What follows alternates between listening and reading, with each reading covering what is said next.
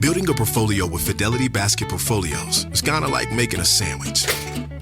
It's as simple as picking your stocks and ETFs, sort of like your meats and other topics, and managing it as one big, juicy investment. Now that's pretty good.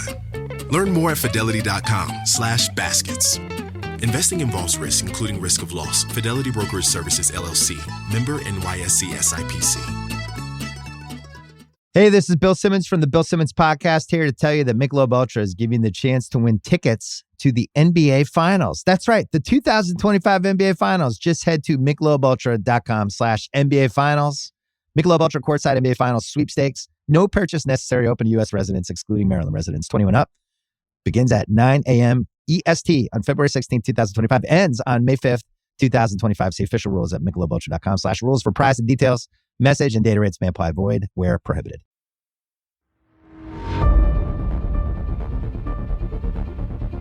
I am not going to let these women be harmed, not on my watch. I don't know what I'm going to do, but I'm not going to let what I think's going to happen. Grabbed her by the hand and tried to take her into the storeroom. Once I could isolate him away from these women and the crowd or the line, that I would just be able to figure it out, neutralize the situation.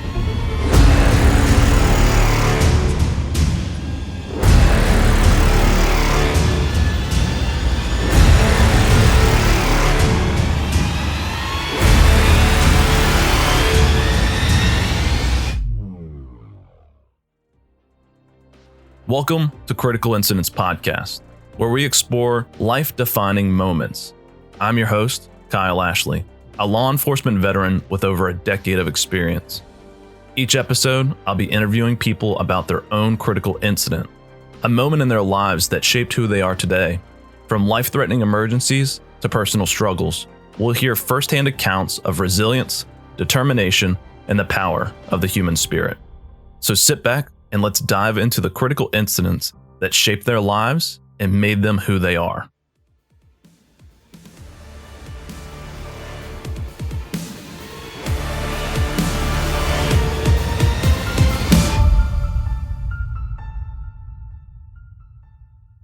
My name is Jake Deptula. I live in Los Angeles. My critical incident took place at a coffee house where I stopped an unhinged man from attacking a woman. Jake, go ahead and tell us about your critical incident. My critical incident happened at a coffee house years ago. I was getting my normal iced tea. As you know, I'm an iced tea addict. And I walked in and I heard a little bit of a rumble going on in the back. And I looked back and there was a man. He seemed a little bit unhinged, wasn't sure of what his mental state was at the time, but he started harassing these women, basically directly in line. So I kind of sized up the situation, looked at him, and he started to almost get physical and wanted to lunge at them. I didn't sense that he knew them, but he was just somebody who came in from the outside, again, unhinged. And so what I did is I kind of encountered him, kept my distance, I stepped in, and basically just said no and pointed right at him. And he started yelling at me, blah, blah, blah. And I said no. And somehow that tended to lead him to a position where he moved his attention from them to me, obviously. So what I did in that moment, the whole place went dead silent. I didn't even hear an espresso machine going off at that time. Everything was done. And I ended up leading him towards the door, just kind of, one step, and then getting him out of the location.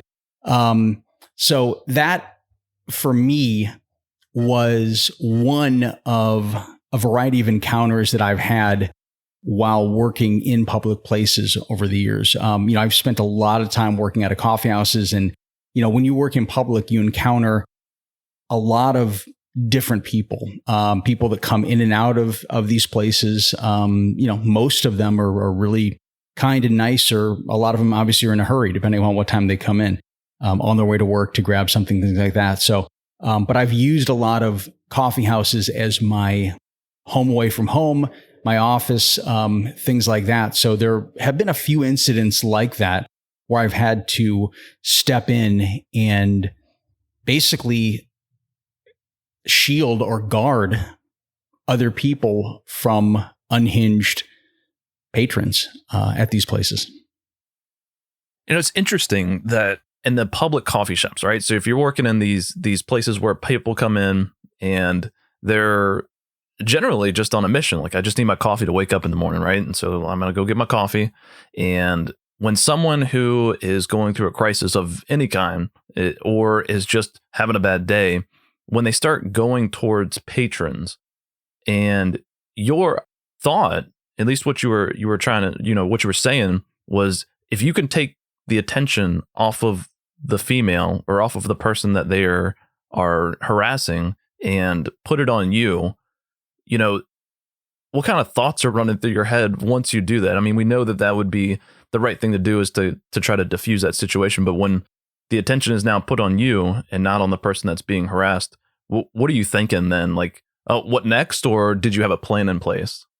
That's a great question. I had no plan in place because I was not anticipating going into this establishment and having to encounter an unhinged, potentially dangerous patron.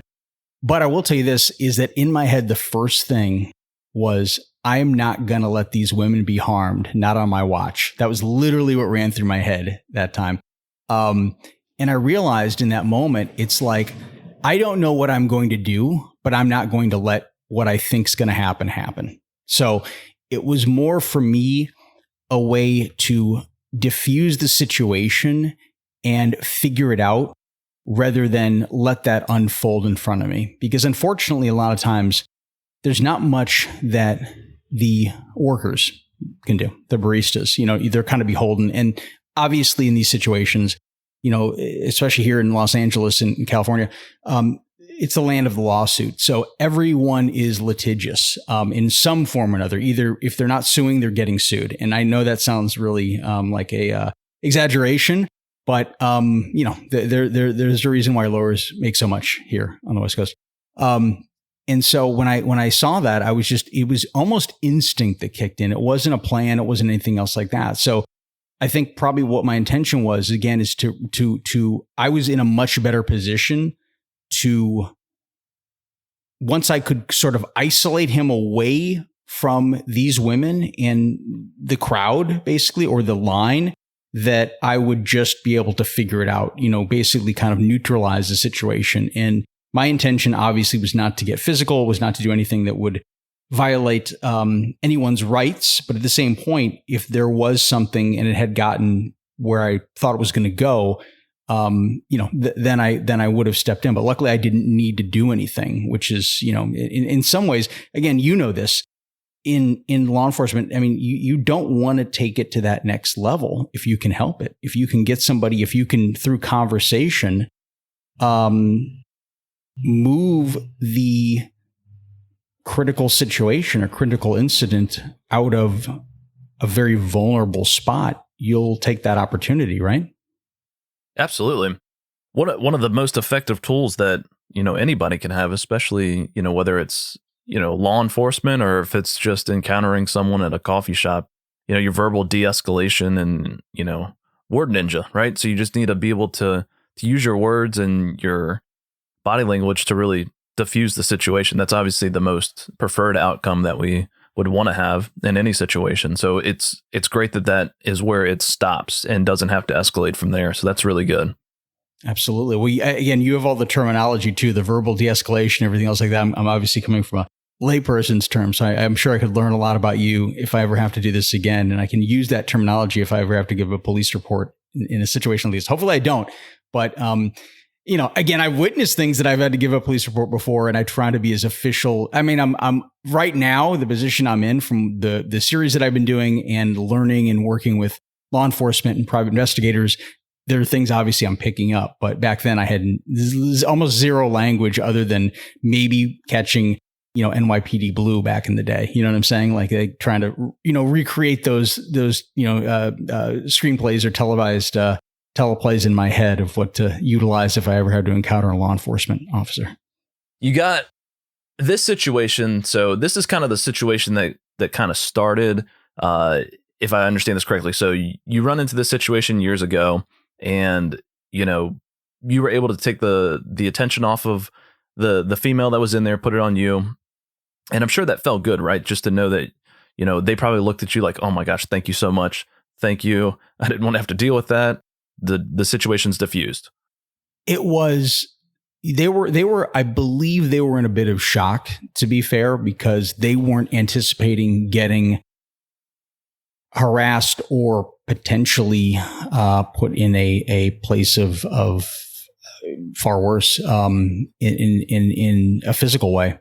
But I think that in this, just to give everyone context, this is a time in places like coffee houses before the pandemic. So we've kind of become numb to, unfortunately, hourly workers being harassed based on mask mandates, based on vaccine mandates, based on so many things that they've had to police and security that, for a long time, we were seeing all these incidents come up, right, on the news and online and everywhere via social media, that these workers would unfortunately just get harassed and harassed. Right? So this is a time before then when people had no, to be fair, no expectation of this. And at first I thought the guy might have been, panhandling or might have been asking for money or whatever, but he was literally unhinged. So I don't quite know how much or how aware he was, but that didn't impact my actions in order to jump into protect mode in that time. No, and I'm glad you brought that up, because it doesn't matter if someone, regardless of what they have going on in their life, right? Doesn't matter if they are on drugs, doesn't matter if they're going through a mental health crisis, doesn't matter what they're doing. If they are encroaching onto someone that is borderline with any threat of physical violence or the ability to take away someone's security in the place that they're in, there's no excuse for that, right? So that's not something that can be tolerated or accepted, regardless of their situation in life. Now, it might have a different response on how we can assist in getting them out of that state of mind or from that situation, but it does not give someone an excuse to be able to do those things or say those things to other people. So I'm glad that you brought that up. Oh, no, thank you very much.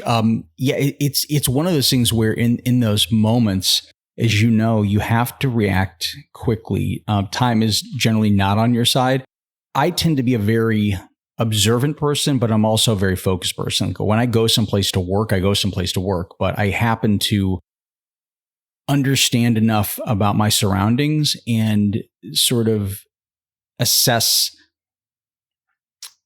I don't know, I would say like the room or who's involved in the room or who's participating or who's entering or exiting a place. And I tend to pick up on that. I'm oddly enough, I'm working, but I tend to have a very high level of observation skills when it comes to those things. So, if there's anything that seems off, I'll definitely pay attention to it.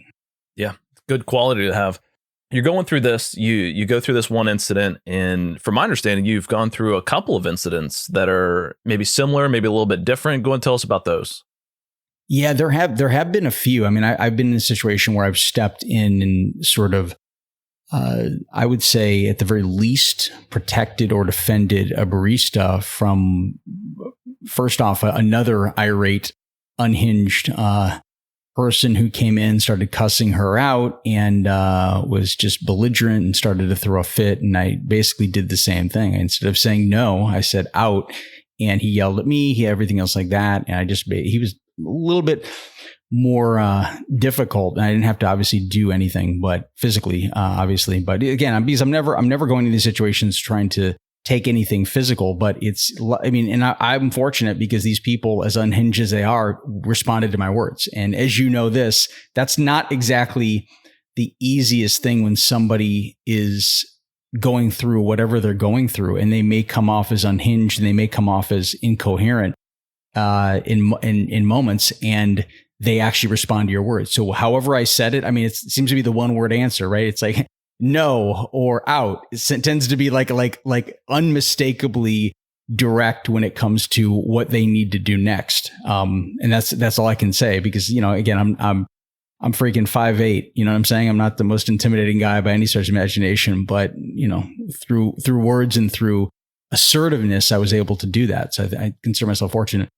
But I would think that if you look at all the collective experiences, and I don't know if this is just because I work so much out of coffee houses, that there have been incidents, as I mentioned before, with baristas. There was one incident where a barista was, there was a guy, he came in, he seemed off, he might have been on something, and basically whispered in her ear, I want to have sex with you, and grabbed her by the hand and tried to take her into the storeroom, basically. And she was able to break away, told me about it. So I basically spent the rest of her shift basically kind of body shielding her, making sure that he was nowhere within 6 feet. Because you got to remember is that as much as you would think like, establishments can kick people out, people just walk right back in. And there's only so much that the police can do in these situations because people just keep coming back in. And most people, I would pretty much say across the board, in these roles are not trained to deal with this. They deal with customer service things, money things, angry, frustrated, caffeine addicted people that just want to get their coffee and go. Not these kind of situations. So, and again, I consider it from that standpoint. You just have to be in a position where you're observant, and if you can help, you do help. And that's the way I sort of look at it from that standpoint. So that's another incident that happened that I consider highly critical in my perspective. Especially when, the whispering in the ear and the grabbing of the hand and trying to forcing or pulling or doing any kind of manipulation of physical force to try to get a girl to go have sex with him at a coffee shop, right? Most people, I would say everyone, myself included in that, would not expect that to happen at a coffee shop, And so having you there, that's like, I've never experienced this before because most people wouldn't know what to do, right? Because that doesn't something that would come up often. And still being able to address the situation, come up with a plan that, regardless if if it's right or wrong, you're still sticking with a plan, right? Block her from this guy, separate her from this situation, ask him to leave. Even if he comes back, we're still trying to create that barrier between the two. And you mentioned the law enforcement aspect, and were the police ever called in that situation? They were called a couple different times for a couple different people in this situation. But if it were up to me, I would call the police in every situation. I would give them a report and do everything else like that. And when you're in that position, for me, I can't force someone, even the victim of something which I would consider assault, to report it. And I've learned this, unfortunately, the hard way. And from Strictly Stalking, the show we do, you realize, unfortunately, how so many survivors come forward and they feel re-victimized, unfortunately, by law enforcement in this situation. And they just don't feel comfortable saying it, or they're scared they may lose their jobs in those situations because they don't want to cause trouble. This particular situation, that's what I would have done, but I realized when that wasn't going to be the case, that the only thing that I could do was to make sure that he was nowhere near her for the rest of her shift. Obviously, if it would have escalated even more past that, it would have been a good option regardless, just for the safety purposes of everyone. But I understand what you're saying with, not wanting to cause trouble and bring unnecessary attention to your job and the way that you're doing things. So I think that's kind of what you're trying to articulate there. Yeah. And again, because if you're in that position, as I said before, each thing has to be assessed. You take it as it comes to you. It's there have been people out of some of these places, as I said before, that have gotten violent, that have gotten belligerent. But I mean, that's, to me, you hear these things and you see these things.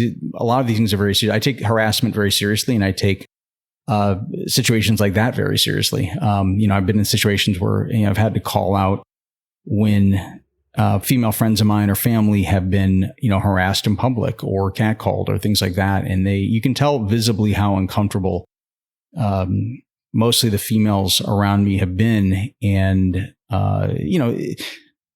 again, the goal is not to escalate anything to the physical level. It just isn't. But you also realize, and it's interesting too, because I had a scenario where someone very close to me was catcalled in a parking lot, and this guy was kind of circling looking for spots, and then he catcalled her, and then he pulled back around, and I confronted him directly, and he apologized to me. He said, "I'm so sorry." I said, "Don't apologize to me. Apologize to her." And he goes, "I'm so sorry. I don't know why I did that." And when he said, "I don't know why I did that," I realized in that moment that he really was so conditioned and so of the expectation in his mind of what would happen by him catcalling someone, thinking it would be flattering, that he really didn't understand the true impact of his behavior in that moment. And I thought that was really eye-opening, because a lot of times you get people that are angry or confrontational after they do something like that. But this guy was kind of repentive and kind of confused of why he even did that in the first place. So I think that was pretty telling in that moment. You don't see that very often. It's actually a really good point. A lot of times in my experience, just responding to similar instances of what you're speaking of, a lot of times when I arrive and speak with these people, no one's ever confronted them about going off at a coffee shop or catcalling women. No one's ever approached them with any kind of, energy, like the same energy that they're putting out. And so when someone does that, it does throw them off, because they've done it 100 times and no one's ever said anything. And when someone does say something, they're almost taken back from it and don't know what to do, and they're going to be like, "I don't care what you say," right? Or they are going to be taken back from it so much that they're going to be like, "I'm going to apologize for this because I don't know what else to do." So it's different from everyone, but a lot of times no one ever gets approached. Someone having a confrontation at a Starbucks or a coffee shop and someone yelling at them "no," right, is going to throw them off and be like, "No, no one's ever said that to me." So kudos to you for stepping in these situations. I think it does really put into perspective a simple verbal response that can generate a positive outcome for at least the people that are being harassed in those situations. I appreciate you saying that. And that's a really, really good point. And I, just to be clear, I don't advocate people going in and confronting just to confront. And I can't speak for somebody and give them advice. So that, like, for me, it's just the way I have done things and the way I do things. And the way I look at it is that if there's someone, a friend, family, loved one, anyone in that situation or anyone, it's instinct for me. And that's the one thing, is like, I can't let that happen on my watch. Going back to the original thing I said, it's not something that I pre-planned. It's not something that I think about. It's just my instinct and inherent protective nature. But I don't advocate and say it's always the safest thing to do, because as you know, from a law enforcement standpoint, you really have to gauge those situations. But again, as I said before, it's just something that I do. It's a good thing to do, moral thing to do. It is a, chivalrous thing to do, especially in your situation. But I think it is important that we do evaluate what situation we're being presented with, what we're seeing. And, we have to make the determination of, are we going to do anything about this? Are we going to let this play out? Is this my problem to deal with? Should I step in and do something? And once you make that decision, if you're out with your family, you got small children with you, it's probably not the best to get into a confrontation with someone, but you can become the best witness for the police should it evolve into something else. That's a really good point, because, I don't want it to come off like I'm some sort of avenger or some sort of guy that's leaving his house and looking to play Batman out there. You know what I'm saying? Don't worry. I'm a threat to no one in the Batman franchise. But that's the thing is like there are a lot of people out there that think they go out. I'm not some, Mr. Do-gooder that's going out trying to look for trouble in places that I could step in. These are just things that happen in real life. And as this is like, I can probably name off maybe a dozen, 2 dozen, critical things in my life from that standpoint. You could probably name off, 24 in an evening based on your history and your current role, Kyle. So that's the whole thing when you look at that from that standpoint. It helps to be observant. It helps to be put in a place where you can, again, as you said, if you can do something, but you really have to very quickly assess these situations, because we're not in a climate anymore where there are a lot of dangerous situations and there are a lot of dangerous people, and there are a lot of people who've been pushed to those critical and dangerous positions that weren't there before. We're in a very sort of high intensity and high stress world right now, where people that you wouldn't even imagine could do something so heinous are committing really, really, really terrible crimes. Absolutely. I agree with that 100%. So out of these situations that you're running into, what are some guidelines that you feel or some resources that you think would be good when it comes to encountering somebody who you may think is, we'll just say, disturbing the peace, right? Or harassing someone? What do you think? Because you have a long background in, working with victims of being stalked. And I know that there's a lot of resources for that, especially for like domestic violence awareness and, a whole bunch of resources for stalking. What kind of pertains to diffusing the situation or kind of getting yourself out of that? That's a great question. I think that number one, I would say this is that assess where you are when you walk into a room. If you go to a regular spot, sort of assess where the exits are. Look around, get sort of a vibe for things. It always helps to kind of, form some sort of relationship with the people that work at those places. You know what I'm saying? Because they'll also tell you if they're feeling uncomfortable, or tell you, if there's something off, you can kind of observe there. If you witness something that's critical, the first step, I would honestly say this, especially if you're not someone who needs or wants or can get involved physically, is record it. If you see something, I mean, we're in the age where just, again, everybody has a phone, everybody has the ability to record, and most of the stuff goes online anyway. Is get that, because that may turn out to be something you can use as evidence, something you'll end up showing to an officer when you give a police report. At the very least, at the very most, it could turn into a legal situation with court that ends up becoming a very important piece of a case against a perpetrator. That's great advice. And I think just to kind of piggyback on that a little bit is, and I fall into this situation, I think with everyone else, is that when I'm out in public and I see a situation like this, if I'm with my family, or it's just me and the wife going around, walking around the mall or whatever we're doing, and I see a situation, my first thought and initial instinct of this is not my problem and I don't want to get involved, right? And so that's the first thing that pops into the majority of people's heads, and it's a natural response. So the next thing that I'm starting to develop, right, and have developed for a couple of years, is that if this was me, if I happened to be put into the situation where this is happening to me, who would I want to intervene, right? I would want everybody that's watching, right, to help in some way, shape, or form, whether it's being a good witness to something or stepping in to help me, or, if my wife was walking around by herself and something happened, I would want people who are observing this to help. And so it's hard to really wrap your mind around how you can help when you don't want to get involved. And so it's important for us as a society to start getting into a mindset of, what can I do? Can I be a good witness to this? Because I have my kids with me and I don't want to get involved. Should I say anything? Let me see how this plays out. And obviously, if it gets physical, do I intervene, or do I not have the physical capabilities of doing that? I need to call the police. I need to do something. But I think it's important that we get into our mindset when we go out here, is that if this happened to my family, who would I want to help? And it would be everyone.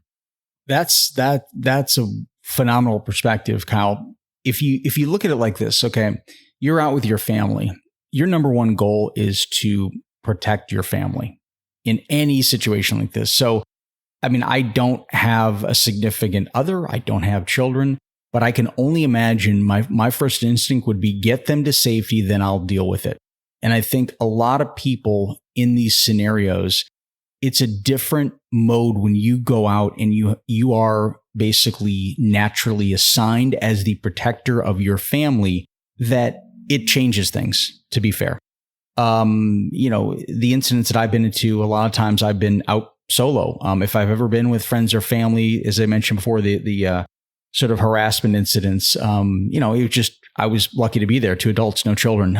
But it does change things up, I would say, quite a bit. And I think that, again, I feel in some ways we're getting so numb to things. Like I can tell you here in LA, from a traffic standpoint, very few people get involved, and with good reason.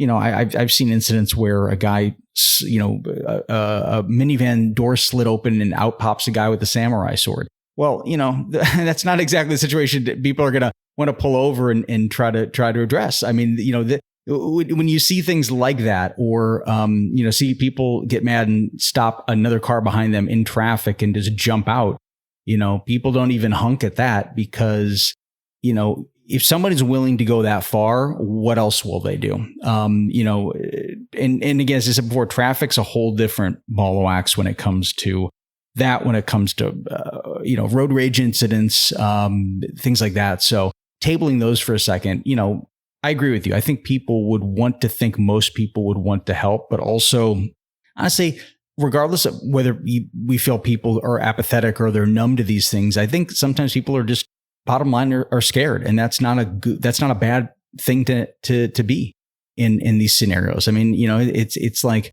you have people that are unfortunately put in positions where if they're not encountering trouble directly, their goal is to avoid it, and that's kind of a natural survival instinct, right? And it really just depends on who you are, what you've been through, and what you feel your role is in society or in the situation you're facing.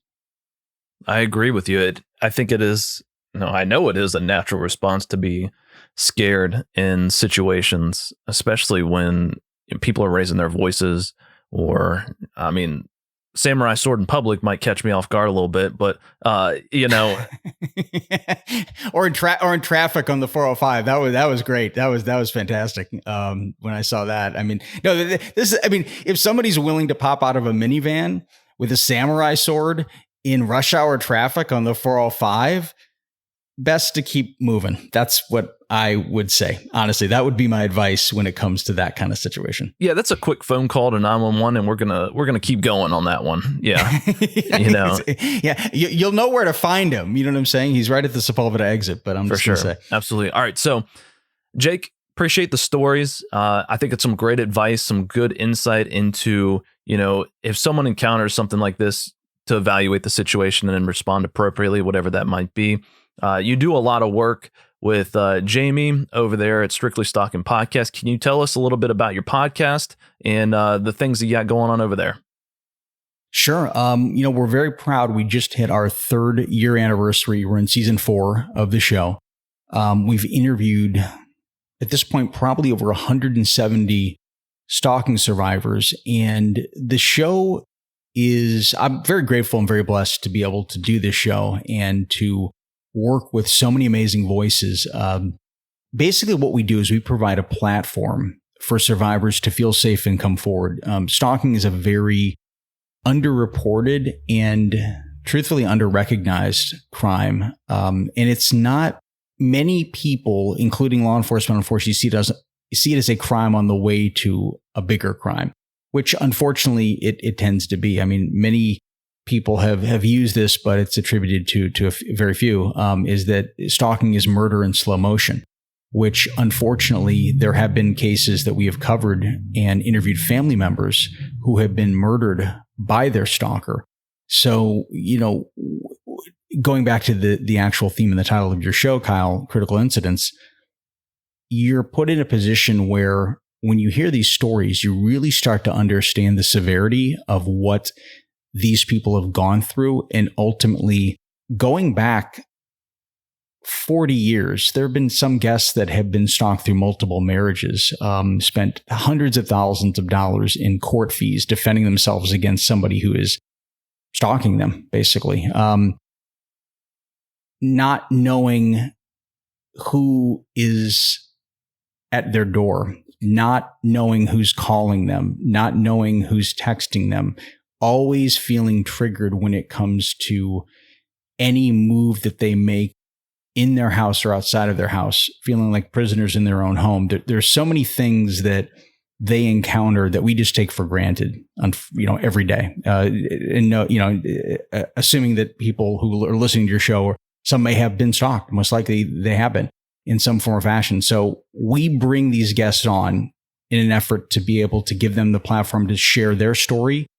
And it does, by all accounts, help them sort of deal with the trauma. But also our hope and our goal is to bring more awareness to really understand, in the words of the people who have survive these situations versus other people that are talking about the situations, third person, because I think this adds a pivotal and sort of important position from victims speaking about their stories and being able to do that. And it's rare that you would get people to come forward that have been through so many things like this, but luckily we've created enough of a base and enough attention that allows people to feel comfortable. And our show gets recommended to a lot of survivors, which we're very fortunate about. So, we're just very, very blessed to be in this position.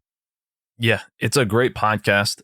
I know that just listening to the stories is, and just hearing what these people go through is something that it can resonate with you, because you might not understand the situation that they were in and have the same emotional response to it just listening to it. But, hearing the things that people go to, the lengths that people go to stalk people is alarming. It really is. And, having lived your life being stalked by someone is going to be such a constant, like, looking over your shoulder, even when it's done, even when you think it's done, or they're in jail, or they've moved across the country. Every time a phone rings, you're going to immediately pop into that. Right. And so it's a lifelong battle that they're going to have to deal with. And you have a great platform for, victims or survivors to come check out other people and how they've dealt with it. So it's a great resource for that. So kudos to you and Jamie for putting that together. It's such an impactful podcast, and we greatly enjoy it. Thank you so much for that, Colin. And I do have to give so much credit and so much, I'm so inspired by our guests, because none of what they've been going through is easy, but they do such a phenomenal job coming forward and sharing their stories so that they can help other people. And we've had guests connect with other guests and get support from there. And so they've created this community around that. And, when Jamie and I began this, there's no way we could have seen this. And, as I said before, I'm grateful to be in a position to do this, because it wasn't anticipated, but it's grown into something, far greater than I would have realized. And ultimately, the feedback from our guests, from our listeners, and even from law enforcement. I don't know if you and I talked about this, but we've had some law enforcement come forward and say, you don't need to contact me back. I just want to tell you that before I listened to your show, I really didn't know how to deal with someone who was dealing with a stalking situation. But I got a call 2 months ago. This woman was being stalked. I was able to sit down with her, walk through some of the steps that one of your guests shared on the show. And now she's in a safer place. I've been able to help her throughout the whole process. And we're in a position where I believe we're going to get justice for her. And I want to thank you for this. And I thought that was that really goes a long way. And as you know, because this is a person who didn't want us to promote it, didn't want us to get, just wanted to let us know. So I thought that was a pretty profound thing from that standpoint. Yeah, that's very impactful, especially, when you are doing these podcasts and, we interview people and, you have someone that's been stalked and someone who can help a stalker contact you and says, hey, I learned from you and your podcast and your victims what I can do to help other people, that ultimately is bringing it full circle, and that's a great thing. Oh, you're totally right about that. It's just something that's, it's just really fulfilling to have something that's making an impact while you're not working on it, if that makes sense. Like, it's almost like this residual flow of positivity that, we record the show, we put the show out there, but it exists in the universe for people to absorb and to learn from and to be entertained by and to be engaged by, beyond us sitting down and doing it. And it creates this whole nother thing for people to find a beacon of hope or support. So many people, they'll search stalking or stalking support or whatever, and our show will come up. And a lot of people have said, this really saved me. This really put me in a position where I didn't know where to turn. And as soon as I found this, I felt good. And I haven't felt good in a long time. So that you can imagine how much that would touch us to hear things like that. Well, Jake, I appreciate you coming on and talking about your situations and telling us about your podcast. I know we finally got to meet last year, right, at CrimeCon in Vegas. That was a great time. Amazing. Over dinner, courtesy of you and Heather Ashley. Yeah, that's right. And it was such a good time. I'm hoping the next time we see you, we'll actually get to speak a little bit more in person. I know you had a little trouble with that last time. Well, I mean, what are you saying? I mean, what you think? Was I shy in public? You got to be very, very, very clear with this. Did I not? Was I being standoffish? Was I being? I don't like to talk much. You know that about me. I'm just, when I get in public, I'm not a real conversationalist. So just take that, the fact that I could peep out 3 or 4 words for you during that weekend, just consider yourself lucky. Okay. Let's call it what it is. It's not like an arrogant asshole. No, that was not the case. I had a very bad case of laryngitis. And it was perfect timing. So Jamie and I drove down from Los Angeles to Las Vegas, 5 hours. I couldn't talk, so Jamie was in heaven. She could listen to her radio, didn't have to hear me blab on forever. And so we get down there, and of course, I hit the Vegas air, dry, smoke, perfect. And my voice was gone. So this is a weekend where the goal is to talk to your fellow podcasters, make some friends, connect with people, meet some amazing fans, and I did a lot of observing and listening more than I did speaking, which was good, I think. But I agree with you, Kyle. I think hopefully Orlando will be a much... I'm going to do everything. I'm not going to talk for the week prior, just so you know. I'm going to keep it... It was memorable, and we're looking forward to the next time we get to actually go have dinner and have full conversations. It'll be good. Oh my gosh, it'll be amazing.